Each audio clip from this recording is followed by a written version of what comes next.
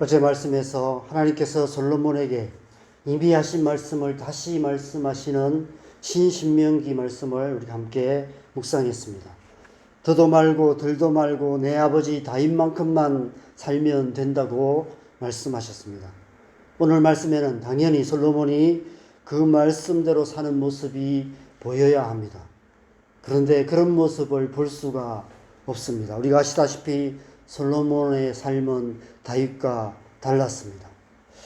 어제 본문 4절 말씀에 보면 아버지 다윗이 행한 같이 행하기 위해서는 먼저 마음을 온전히 하고 바르게 하여야 한다라고 말씀하셨는데, 솔로몬은 지금 마음을 온전히 하고 바르게 하기보다는 국고성을 비롯한 수많은 성읍들을 건축하는 일에만 정신이 팔려 있습니다. 우리의 신앙의 모습이 이런 모습이 아닐까 하는 생각이 들었습니다. 우리의 마음을 온전히 하고 바르게 하기보다는 겉으로 드러나는 행위 중심의 종교 생활을 열심히 하고 있는 우리의 모습이 아닌가, 이런 생각이 들었습니다. 경건의 모양 내기에만 힘쓸 뿐 정작 마음 중심으로 하나님과 친밀한 교제 가운데 더 깊이 나아가는 그런 신앙생활이 아닌 껍데기만 남는 그런 신앙생활을 하고 있는 것이 아닐까, 이런 생각이 들었습니다. 솔로몬이 그러했던 것 같습니다. 그는 하나님을 버린 것이 아니었습니다. 25절 말씀에 보면 솔로몬이 여호와를 위하여 쌓은 제단 위에 해마다 3번씩 번제와 감사의 제물을 드리고 또 여호와 앞에 있는 제단에 분향하니라 라고 말씀하고 있습니다. 겉으로 보기에는 신앙생활을 잘하고 있는 것처럼 보였습니다.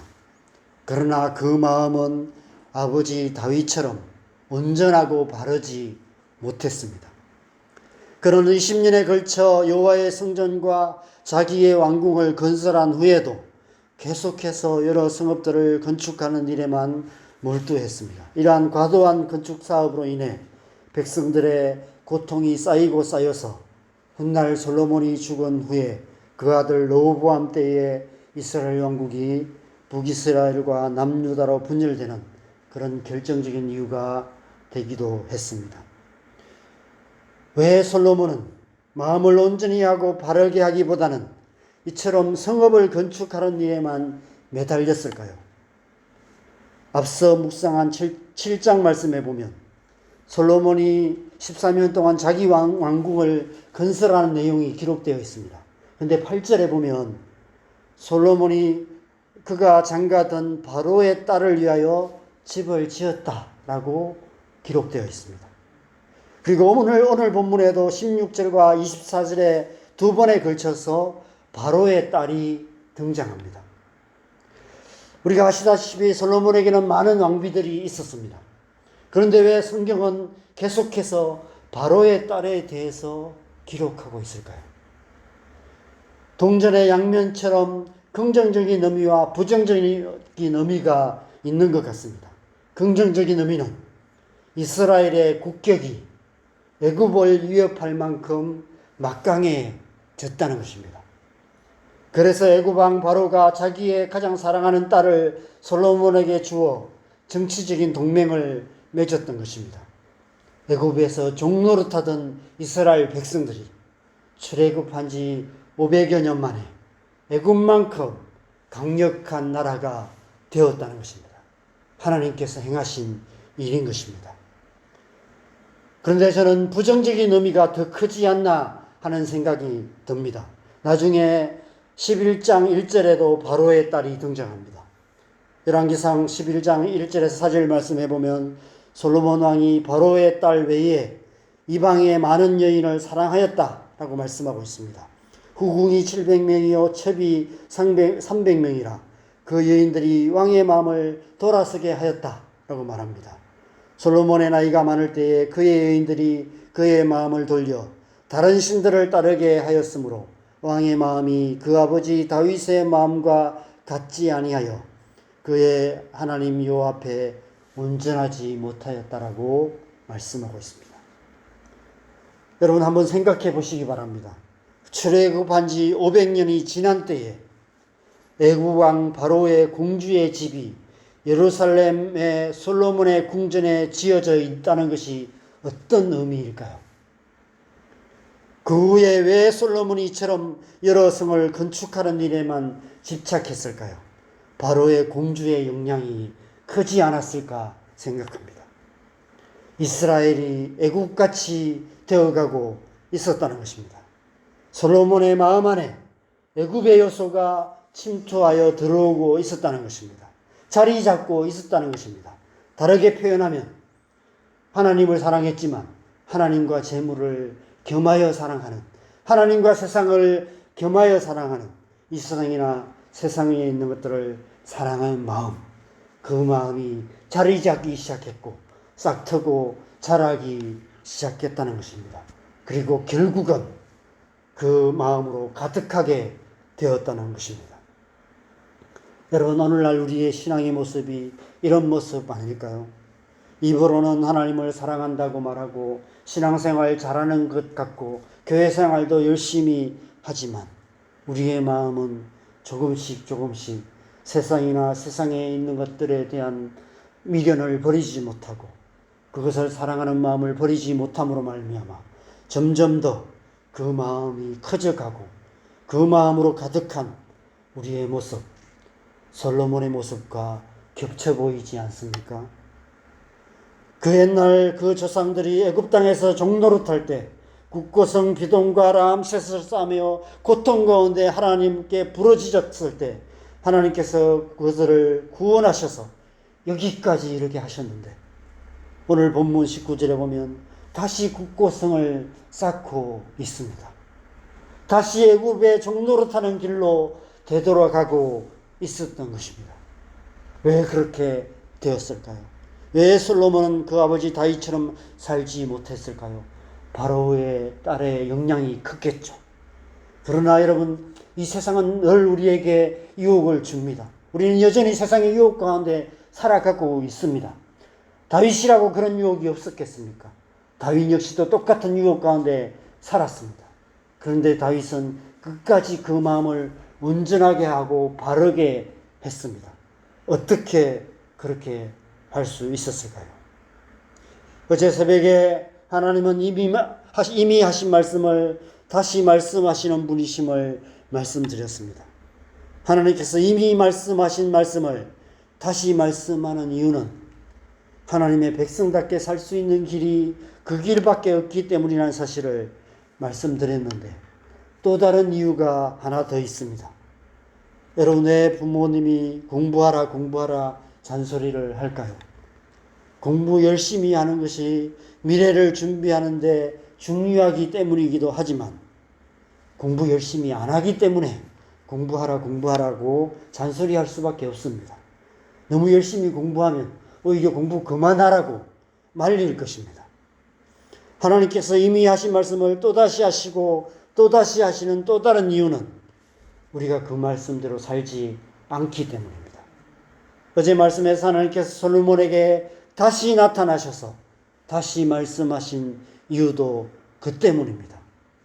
솔로몬이 하나님의 말씀대로 살지 않고 있기 때문에 성읍들을 건축하는 일에만 마음을 빼앗기고 있기 때문에 하나님께서 다시 말씀하신 것입니다. 그럼에도 불구하고 솔로몬은 끝까지 그 마음에 사로잡혀서 결국은 성공한 왕으로 시작했다가 시작은 좋았지만 끝은 좋지 않은 그런 왕이 되고 말았습니다. 왜 솔로몬은 다윗처럼 살지 못했을까요? 왜 솔로몬은 다윗처럼 온전하고 바른 마음을 끝까지 지키지 못했을까요? 그 마음을 온전하게 하고 바르게 하기에 힘쓰기보다는 애국 같은 나라를 만들기에 힘썼던 것입니다. 이스라엘 왕국을 애국만큼 강력한 왕국으로 만들기 위해서 그렇게 했던 것이죠. 여러분, 그렇다면 어떻게 하면 우리의 마음을 온전히 하고 바르게 할 수 있을까요? 끝까지 그 마음을 지킬 수 있을까요? 이 세상이나 세상에 있는 것들의 수많은 유혹으로부터 우리의 마음을 지키고 우리의 마음을 더 온전히 하고 바르게 하여서 끝까지 하나님만 사랑하는 삶을 살 수 있을까요? 다윗과 솔로몬의 가장 결정적인 차이가 무엇인지를 알면 그 답을 찾을 수 있습니다. 다윗의 삶과 솔로몬의 삶에 여러 가지 차이가 있지만 가장 큰 차이, 하나님 앞에서 가장 결정적인 차이가 있습니다. 그 답이 성경에 기록되어 있습니다. 그 답을 우리는 시편 말씀에서 찾을 수 있습니다. 여러분 아시다시피 시편은 하나님의 백성들이 하나님께 드린 기도입니다. 하나님의 말씀에 응답하여서 우리가 하나님께 드린 기도가 하나님의 말씀으로 기록된 것이 바로 시편 말씀입니다. 그런데 시편 1편과 2편은 시편의 서론으로서 하나님의 말씀을 의미합니다. 창세기에서 계시록까지 하나님의 말씀. 제가 개척 초기에 1월달과 2월달에 시편 1편과 2편을 나누었습니다. 시편 1편은 구약을 상징하고 시편 2편은 신약의 말씀을 상징하는 것으로 제가 말씀을 나누었습니다. 이 하나님의 말씀에 응답하여서 기도가 시작되는 것이 시편 3편입니다. 시편 3편부터 45편까지가 기도입니다. 그리고 할렐루야로 시작되는 146편부터 150편까지 5편의 시편은 시편의 결론이죠. 하나님 나라가 이루어져서 할렐루야로 찬양하는, 영원히 찬양하는 하나님 나라가 이루어지는 것을 의미합니다. 그 사이에 있는 3편에서 145편까지 143편의 시편이 시편의 본론인 하나님의 백성들의 기도입니다. 그런데 그 143편 중 72편이 다윗의 시편입니다. 절반 이상이 다윗의 기도인 것이죠. 그렇다면 기도의 시작인 시편 3편은 누구의 시일까요? 다윗의 시입니다. 시편 3편의 표제어를 보면 다윗이 그의 아들 압살롬을 피할 때 지은 시라고 기록되어 있습니다. 인생의 가장 깊은 골짜기, 다윗의 인생의 가장 고통스러웠던 그 순간에 하나님께 부르짖어 기도한 다윗의 기도로부터 시편의 기도가 시작됩니다. 그렇다면 기도의 마지막인 시편 145편은 누구의 시일까요? 다윗의 시입니다. 시편 145편의 표제어는 다윗의 찬송시입니다. 시편은 다윗의 기도로 시작해서 다윗의 기도로 마칩니다. 인생의 가장 깊은 골짜기에서 탄식하며 부르짖는 기도가 하나님을 향한 찬송의 기도로 바뀌게 된 것입니다. 그래서 시편의 결론인 146편에서 150편까지의 할렐루야 찬송시가 되는 것입니다. 다윗은 기도하는 사람이었습니다. 다윗이 끝까지 온전하고 바른 마음으로 하나님 앞에 살 수 있었던 것은 그가 기도하는 사람이었기 때문인 것입니다. 그는 시작부터 끝까지 기도하는 사람으로 살았던 것입니다. 그렇다면 솔로몬은 어떠했을까요? 시편 가운데 솔로몬의 시는 몇 편이 있을까요? 72편과 127편, 딱 2편밖에 없습니다. 이 세상 그 누구보다도 뛰어난 지혜로 수많은 잠언들을 말한 솔로몬의 시편이 겨우 2편밖에 기록되어 있지 않다는 것은 그의 신앙의 실상을 보여주는 것이 아닐까 이런 생각이 듭니다. 그가 그 아버지 다윗같이 살지 못했던 이유는 다른 이유가 없습니다. 기도하지 않았기 때문입니다. 오늘날 우리의 신앙의 실상이 이런 모습이 아닐까 생각합니다. 오늘날 우리는 그 어느 때보다도 많은 말씀들을 듣습니다. 우리의 앞세대들보다도 우리는 신앙에 대한 지식, 신학적인 지식을 더 많이 갖고 있습니다. 그럼에도 불구하고 교회는 점점 더 약해져 가고 있습니다. 한국 교회가 왜 약해져 가고 있을까요? 불과 몇십 년 전까지만 해도 한국 교회는 기도하는 교회였습니다. 새벽 기도부터 시작해서 수요 기도회, 금요 철야 기도회로 온 성도들이 모여서 밤이 새도록 기도하고, 군사님들 가운데는 교회에서 이불 가지고 와서, 담요 가지고 와서 교회에서 주무시면서 기도하는 군사님들이 많이 계셨습니다. 그것도 부족해서 기도원에 가서 금식 기도도 했고, 산에 올라가서 밤새도록 나무 뿌리 붙잡고 소나무 붙잡고 기도하며 밤새도록 하나님 앞에 부르짖어 기도하기도 했습니다. 제가 약 30년 전에 서울에서 사역할 때 삼각산에 가서 산기도를 한번 간 적이 있었는데, 정말 밤새 여기저기서 주여 주여 하고 부르짖는 소리가 밤새도록 들렸습니다. 삼각산에 그렇게 기도하는 사람들이 많았고, 옛날에는 무악산에도 그렇게 산기도하는 분들이 많았다고 말합니다. 그런데 지금은 그렇지가 못합니다. 기도하는 발길들이 끊어져서 기도원들이 문을 닫고 있습니다. 한국교회가 약해지고 있는 이유에 대해서 여러 가지 이유를 말할 수 있지만, 가장 큰 이유는 기도가 약해지고 있기 때문인 것 같습니다.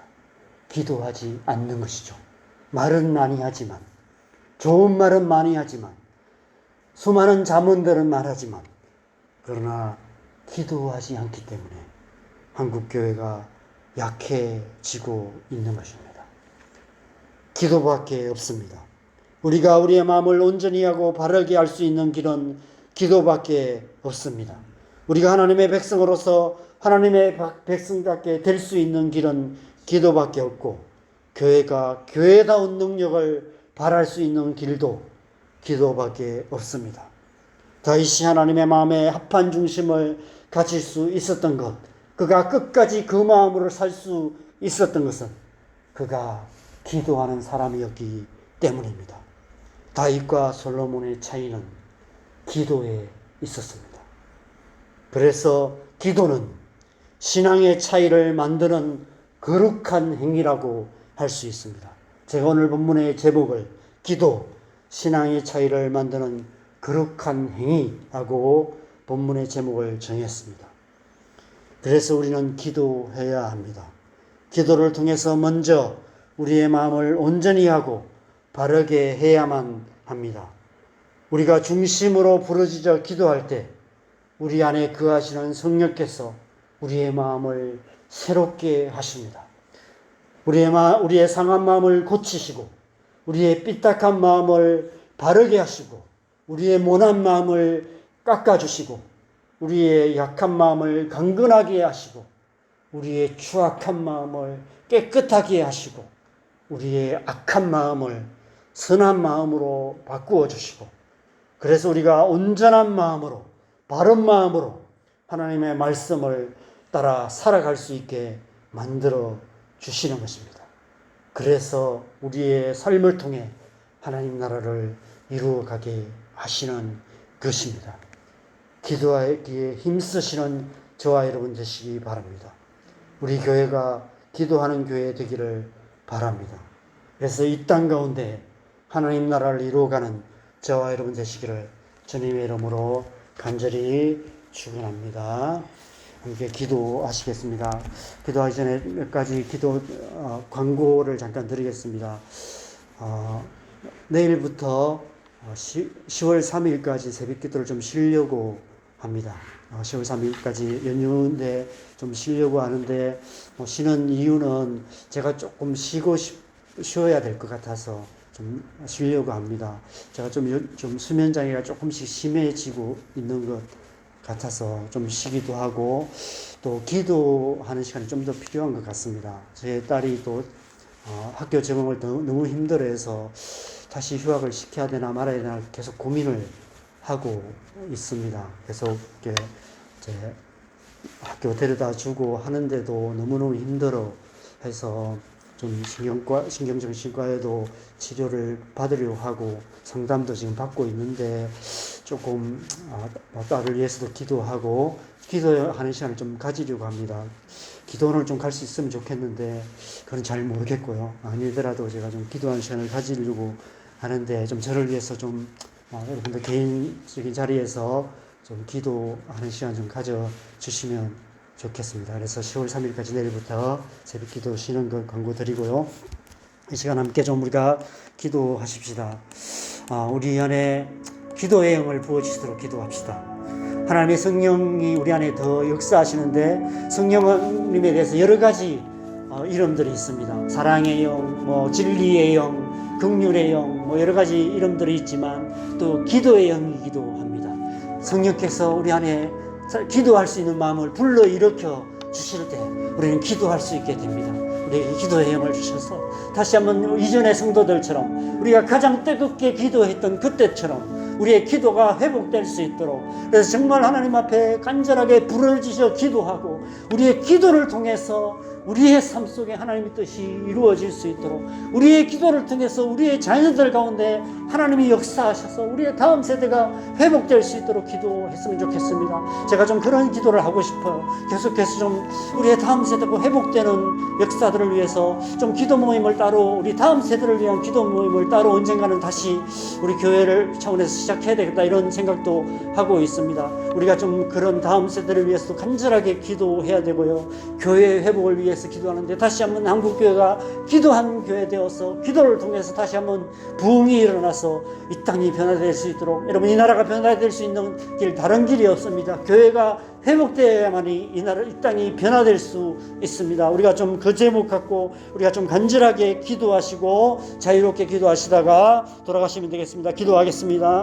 하나님 아버지, 새벽에 우리가 주님 앞에 은혜를 구합니다. 다시 한번 우리 가운데 기도의 영을 부어주시옵소서. 이 시간 우리가 하나님 앞에 이전에 간절하게 기도했던 그 기도가 다시 한번 회복되게 하여 주시옵소서. 우리의 앞세대들이 하나님 앞에 뜨겁게 기도하고 새벽마다 부르짖었고 밤새 주님 앞에 부르짖으며 기도했고 산에 올라가서 기도했고 금식하며 기도했던 그때의 그 기도, 그 어떤 기도, 그 기도를 통해서 하나님께서 우리의 삶을 변화시켰고 우리의 가정을 변화시켜 주셨고 이 나라와 이 민족을 주님 축복하여 주셨던 그 기도가 다시 한번 회복되게 하여 주시옵소서.